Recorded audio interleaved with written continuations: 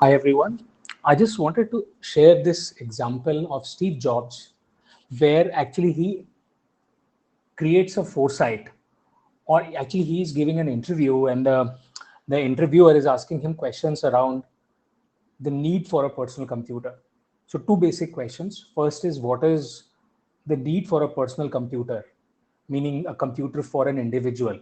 What is the need? Because that was the time when computers are only mainframes. So big corporations, big uses, whether in weather forecasting or some defense uses, were the main use cases for a big mainframe computer. So this person, the interviewer, asks Steve Jobs that why do you think, how can you envision the need for a personal computer, a computer for each and every human being? And then the question was also around the costliness, that because the computers being mainframes were very, very expensive. So how can you answer this question? It will be very difficult for one to use deductive logic to create such kind of a foresight. Either one can use first principles, but first principles deductive logic might not be available every time. So analogy, using of analogy or use of analogy is another very forceful technique that visionaries have been using. So here I just wanted to share, I will share the actual audio clip from that interview where he's using two analogies. First question is around the costliness of a computer, and he uses the analogy of electric motor, that how electric motor, when it came, it was expensive, and then it started becoming smaller and smaller, and it started becoming cheaper and cheaper. And the second question was around who will need a PC, what will be the need for a PC. And this answer is actually even more amazing, because the first answer you can still guess, because you can have that foresight that anything will be expensive initially and then it will become cheaper. But this second analogy is very, very interesting, where he says that the use for a personal computer is to make human beings more productive. And he uses a very interesting analogy of the flight of birds, flight of or animals going from point A to B versus human beings walking from point A to B, and how a tool like a cycle increases the productivity of human beings manifold, which animals cannot. So using this very indirect sort of analogy, interesting analogy, is able to make a view that personal computers will be a productivity tool. So I will just, now you will listen to that clip. Thank you. The question is really, what is a personal computer?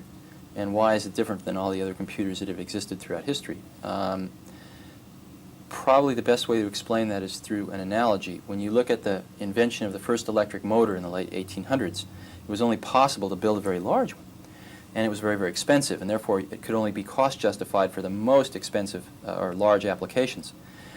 And the electric motor really took its next step in proliferation when somebody hooked a long shaft to it and ran it down the center of a factory, through a series of belts and pulleys, brought that power down to maybe 15 or 20 individual workstations, thereby cost justifying or sharing that horsepower among some medium-sized applications. But the electric motor really achieved a true proliferation in the society with the invention of the fractional horsepower electric motor. And at that point, the horsepower could be brought directly to where it was needed on a personal scale, cost justified for a small number of things. And we see the same thing, the same evolution, if we examine the history of computing. The first computer, ENIAC, in 1946, was designed primarily for weather and ballistic calculations, very large tasks. And the next revolution in computing was in the 1960s with the invention of what's called time sharing.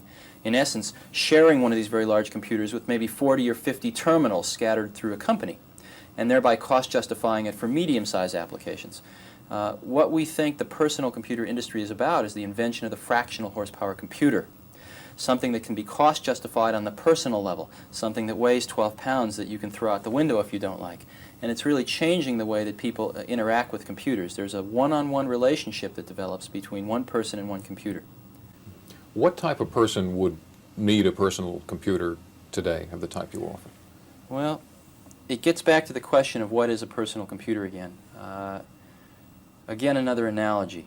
There was an article in Scientific American in the early 70s which compared the efficiency of locomotion for various species of things on the planet. In other words, they measured how much energy it took for a bird to get from point A to point B compared with the energy it took a fish to get the same distance, and a goat and a person and all sorts of other things. And they ranked them. And it turns out the condor won.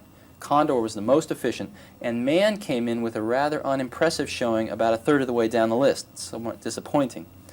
but someone there had the insight to test the efficiency of man riding a bicycle. And man riding a bicycle was twice as good as the condor, all the way off the end of the list. And what it really illustrated was man's ability as a tool maker to fashion a tool that can amplify an inherent ability that he has. And that's exactly what we think we're doing. We think we're basically fashioning a 21st century bicycle here, which can amplify an inherent intellectual ability that man has and really take care of a lot of drudgery to free people to do much more creative work.